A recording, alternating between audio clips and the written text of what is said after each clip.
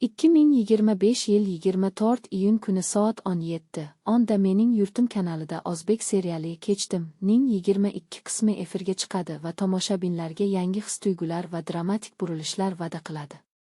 Bu qism insoniy kechinmalarning chuqurligini ochishda davom etib, sevgi, kechirim va ichki ziddiyatlarni mahorat bilan toqib chiqadi.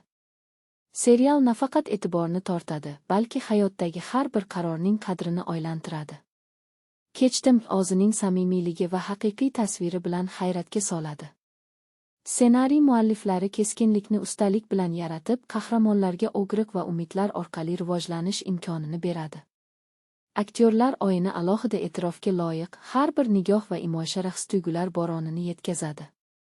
Rejissyor ishi o'zbekona ruhni nozik ta'kidlab, serialni har kimga yaqin va tushunarli qiladi. Musiqiy hamrohlik muhitni yanada kuchaytiradi, dialoglar esa hayotdan olingandek tabiiy yangraydi. Bu serial milliy kinoning chuqur va jozibali bo'lishi mumkinligiga misol.